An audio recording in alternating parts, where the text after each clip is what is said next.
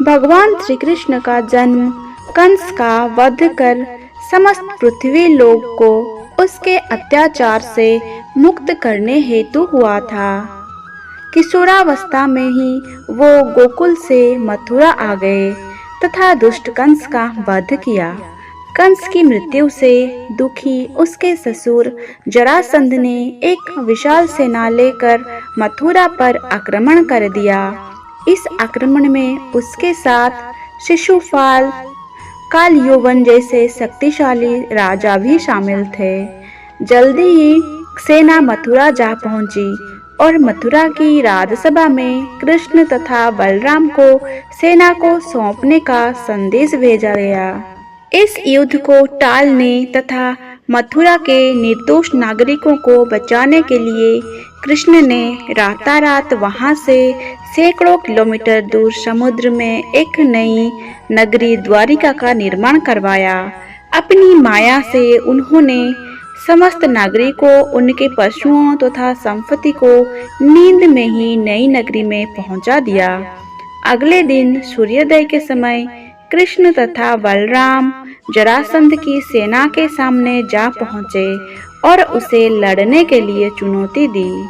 जैसे ही जरासंध और दूसरे राजाओं ने कृष्ण को मारने के लिए शस्त्र उठाए, दोनों भाई वहां से भागने लगे। उन भाइयों के पीछे जरासंध तथा काल यौवन जैसे राजा भी भागने लगे। कुछ ही देर में दोनों भाई बहुत आगे निकल गए और उनके पीछे केवल मात्र काल यौवन रह गया। उसे देवताओं ने वरदान दिया था कि उसकी हत्या किसी शस्त्र या अस्त्र से नहीं होगी। ऐसे में वो निर्भीक था और लगातार कृष्ण का पीछा करते करते एक गुफा में जा पहुंचा। गुफा में राजा मुचुकुंद सो रहे थे, जिन्हें इंद्रदेव ने वरदान दिया था कि जो भी उन्हें उठाएगा वो उनको देखते ही जलकर भस्म हो जाएगा। वहां पहुंचकर कृष्ण ने सोए हुए मुचुकुंद पर अपना पीताम्बर डाल दिया और स्वयं छिप गए। काल यौवन भी वहां जा पहुंचा और सोए हुए राजा मुचुकुंद पर पीताम्बरी देख उन्हें ही कृष्ण समझ बैठा।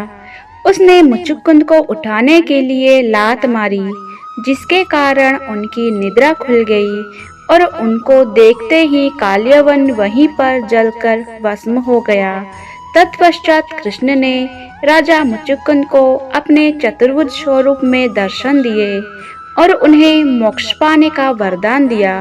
वहीं दूसरी ओर जरासंध और बाकी राजा पूरी तरह से खाली मथुरा देखकर वापस लौट गए।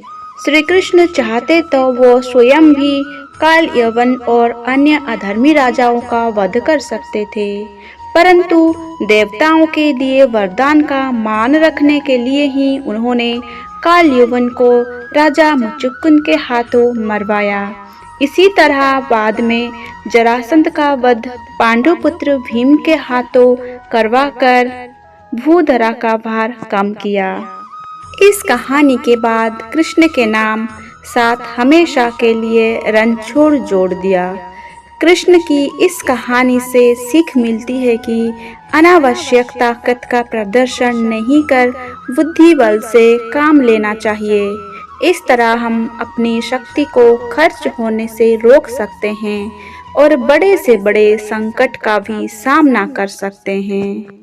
तो दोस्तों, आज के लिए बस इतना ही। अगर आप लोगों को मेरी वीडियोस पसंद आती हो तो वीडियो को एक लाइक कर दीजिए, शेयर कर दीजिए और मेरे चैनल पर नए हैं तो चैनल को सब्सक्राइब कर दीजिए। धन्यवाद।